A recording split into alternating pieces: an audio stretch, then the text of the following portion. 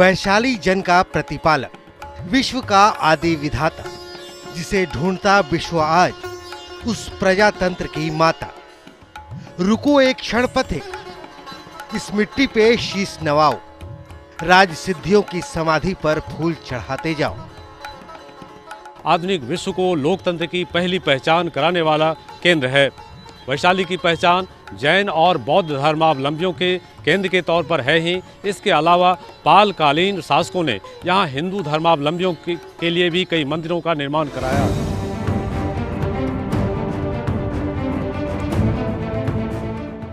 वैशाली विश्व राजनीति की प्रयोगशाला, दुनिया का पहला गणतंत्र, जैन और बौद्ध धर्म की जन्मस्थली, राजनीतिक रूप से जागरूक धरती, एक ऐसी जगह जिसका इतिहास गौरव से भरा पड़ा है। पुराण, उपनिषद, जैन और बौद्ध धर्म ग्रंथों में इस जगह की चर्चा है। विष्णु पुराण में वैशाली क्षेत्र में राज करने वाले 34 राजाओं का जिक्र है।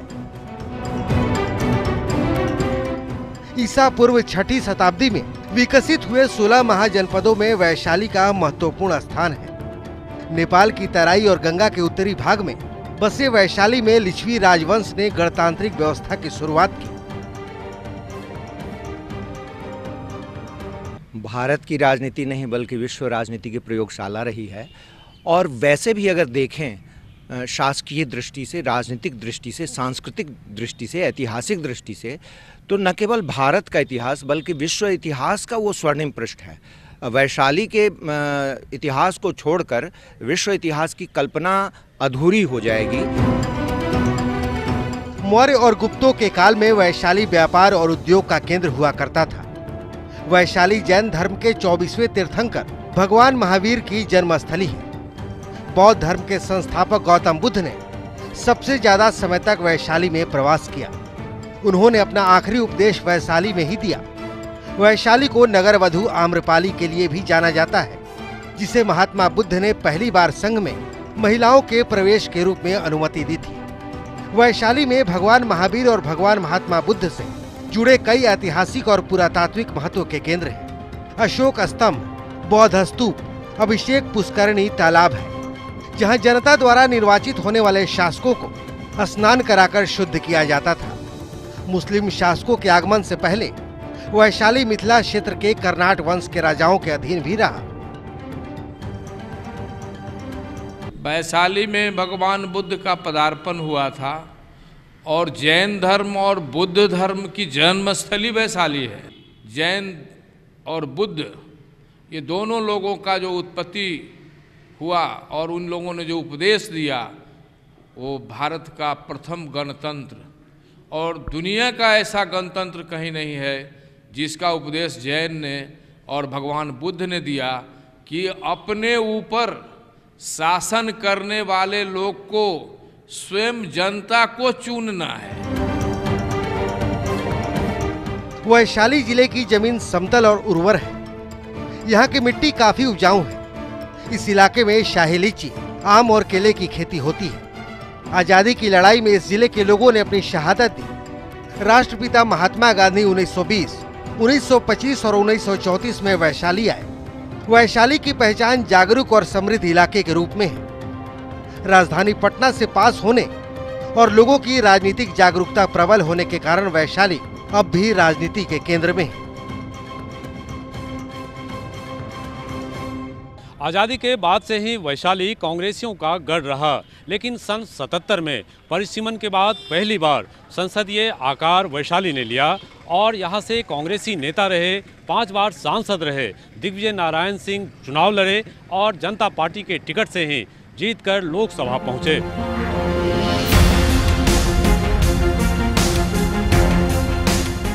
गणतंत्र की जननी वैशाली राजनीतिक रूप से जागरूक मानी जाती है।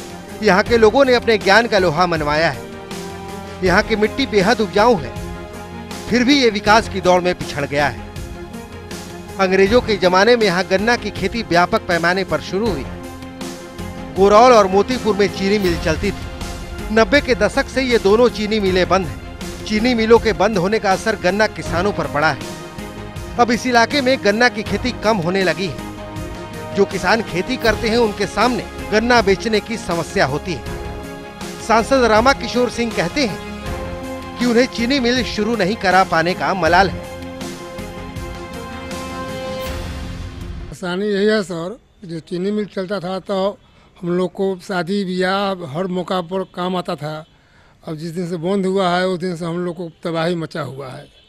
हमारा सबसे पहला प्रयास जो है, गोपीनाथ मुंडे जी थे, वो जीवित नहीं है अभी, तो हमने सबसे पहला प्रयास किया था गोरौल चीनी मिल और मोतीपुर चीनी मिल के संदर्भ में, और मैं लगातार उस पर प्रयास किया, लेकिन मैं उसमें विफल रहा। सरकार की जो पॉलिसी है, जो नीति है, उसके कारण जो है हम उस काम में सफल नहीं हुए। लेकिन हमारा पहला मिशन था कि हम किसी तरह गोरौल, और एक बहुत बड़ा जो है हमारा अचीवमेंट होता, एसेट था। हाल के दिनों में वैशाली इलाके के किसान नीलगाय और जंगली सुअर के आतंक से परेशान हैं। गन्ना के विकल्प के तौर पर मक्का और दूसरी नकद फसल लगाने वाले किसानों का कहना है कि जंगली जानवर फसल को बर्बाद कर देते हैं। सरकार और स्थानीय प्रशासन इस मामले को गंभीरता से नहीं ले रहे हैं। नीलगाय तो ऐसा है कि पूरा गर्दा उड़ा दिए हुए खेत के और जली से काट देता है, इतना छोटा छोटा पीस कर देता है, और धांग भी देता है। 100 के 150 के संख्या में आते हैं और धांग भी देते हैं। एमपी को तो ये हमारे रामा सिंह एमपी हुए, एक बार भी क्षेत्र में आवे नहीं किए, तो हम क्या बतावे। कभी उनको बताया ये समस्या है? ये समस्या तो एक बार नहीं, कई एक बार कहा गया। इसके अलावे पटना में कृषि के विभागीय बैठक हुआ था, उसमें मैं प्रेम कुमार जी से कहे थे, जो कृषि मंत्री हैं।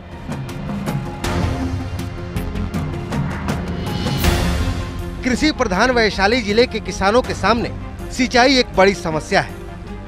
आज भी ज्यादातर किसान सिंचाई के लिए पंप सेट पर निर्भर हैं, लेकिन सिंचाई का ये माध्यम काफी खर्चीला है।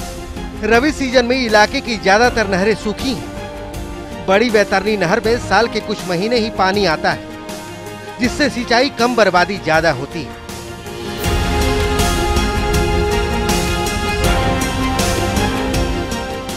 क्या करने के लिए जाएंगे? सब तो यहाँ घुसखोर है, किसको करने के लिए जाएंगे? सब पैसा मांगता है। एक चैनल बनाने के लिए बोलेगा कि पैसा लगेगा तब जाके काम होगा, नहीं तो नहीं होगा। ये सालों भर पानी रहता है? मोटा-मोटी सालों भर नहीं रहता है। अच्छा। मोटा मोटी 2 महीना पानी रहेगा, उसके बाद फिर सूख जाएगा, फिर 2-4 महीने के बाद, फिर 5 महीने के बाद पानी आएगा।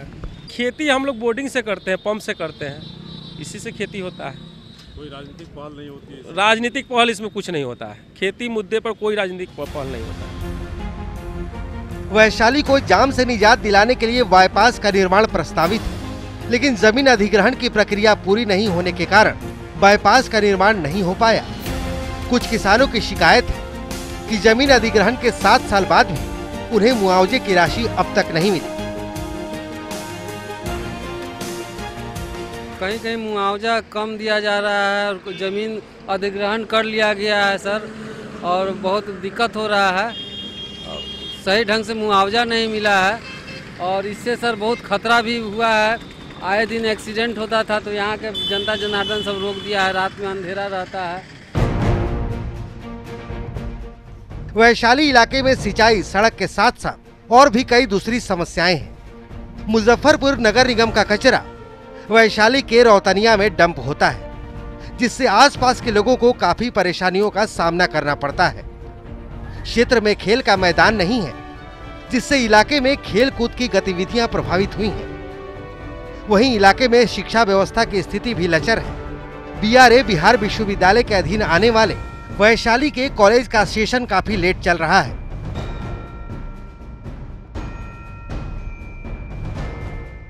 एक 3 साल का डिग्री यहाँ 5 साल 7 साल में मिलता है। आपको मैं अपना ही बता दूं, 2016 में मैंने एडमिशन लिया, 2 साल में मैंने एक एग्ज़ाम दिया। एक एग्ज़ाम सितंबर महीने में दिया, अभी तक रिजल्ट का इंतज़ार कर रहे हैं, और अभी तक कोई रिजल्ट आया भी है, टीआर अभी तक नहीं आया है। अब पता नहीं फिर पार्ट 2 कब होगा, पार्ट 3 कब होगा। छात्र हो या किसान, युवा हो या बुजुर्ग, पुरुष हो या महिला, हर किसी के पास परेशानियों का लंबा पुलिंदा है। सबकी शिकायत एक है, सांसद ने उनकी समस्या को गंभीरता से नहीं सुना, क्षेत्र के विकास के लिए उतना काम नहीं किया जितना उन्हें करना चाहिए था।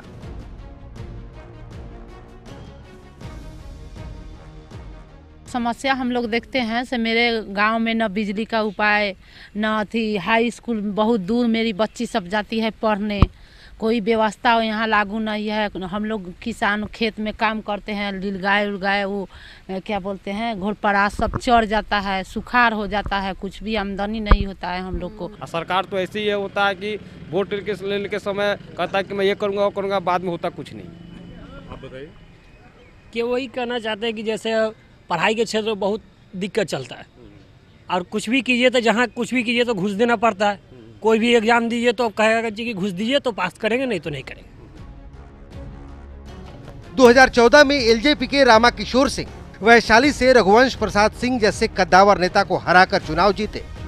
सांसद रामाकिशोर सिंह से क्षेत्र की जनता को काफी उम्मीदें थीं।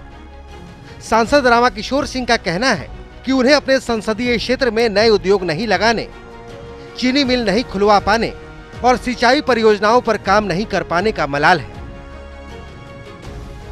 चाहे वो नीलगाय से संबंधित हो या डीजल अनुदान हो या और किसी भी तरह का जो लाभ सही तरीके से मिलना चाहिए वो किसानों को नहीं मिल पाए।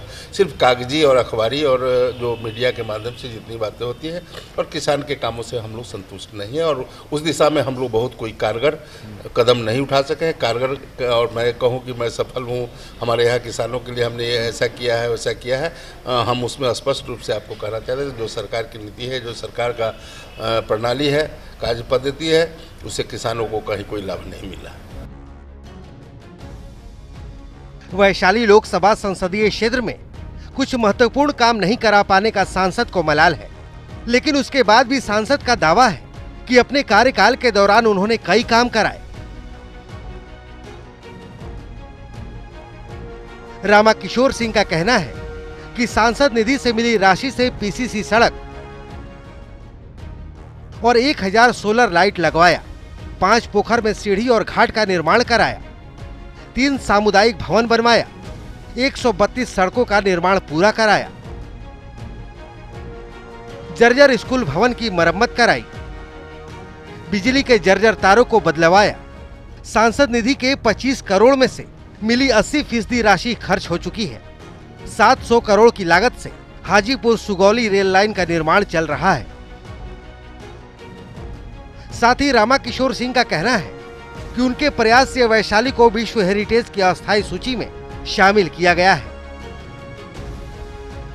हम लोगों ने सबसे पहले सड़क के दिशा में, शिक्षा के क्षेत्र में जितने भी वहाँ के उच्च विद्यालय हैं, सभी ज़्यादातर जर्जर जो है देखने को मिला।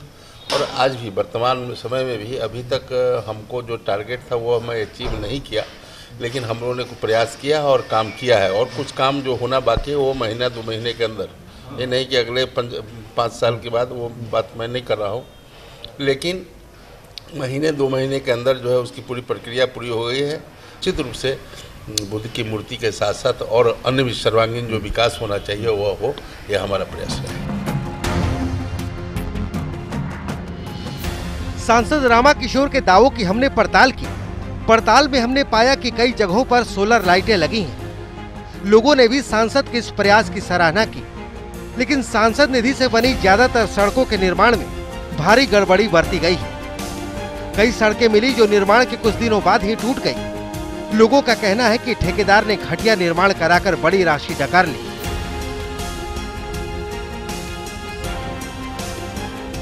सड़क यहाँ पर जर्जर था, कच्ची थी और उसको जाने आने में पब्लिक को दिक्कत होता था। उसके बाद में सांसद द्वारा ये सड़क का निर्माण हुआ, उसमें सड़क बनाने में कुछ मटेरियल के कारण रुकावट में पब्लिक रोक दिया। 5 बार वैशाली के सांसद रहे और पिछले चुनाव में रामाकिशोर सिंह से चुनाव हारने वाले आरजेडी के वरिष्ठ नेता रघुवंश प्रसाद सिंह भी सांसद रामाकिशोर के दावों को सिरे से खारिज कर रहे हैं। रघुवंश प्रसाद सिंह का कहना है कि रामाकिशोर सिंह ने सांसद निधि से मिले राशि की अपने लोगों के बीच बंदरबांट की। सांसद ने क्षेत्र के विकास के लिए 5 सालों में कोई प्रयास नहीं किया।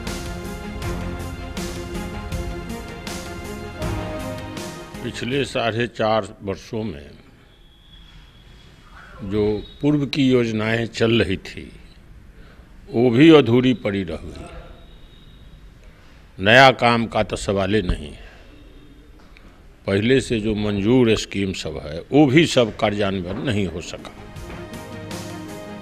अपने कार्यकाल के दौरान रामा किशोर सिंह को कारोबारी जयचंद वैद्य अपहरण कांड में छत्तीसगढ़ के दुर्ग जेल में सजा भी काटनी पड़ी। जेल से बाहर आने के बाद रामा किशोर सिंह सक्रिय तो हैं, लेकिन अपने कार्यकाल के दौरान वे जनता की उम्मीदों पर उतने खरे नहीं उतरे जितना लोगों को उम्मीदें थी।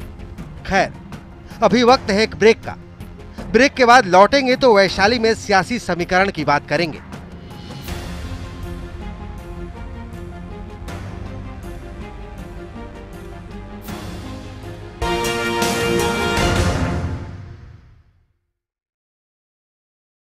सतहत्तर और 80 के संसदीय चुनाव में जनता पार्टी के विजय के बाद कांग्रेस ने फिर वापसी की, लेकिन उसके बाद जनता दल के उम्मीदवार लगातार वैशाली से जीतते रहे। वैशाली लोकसभा सीट का अपना मन और मिजाज रहा है।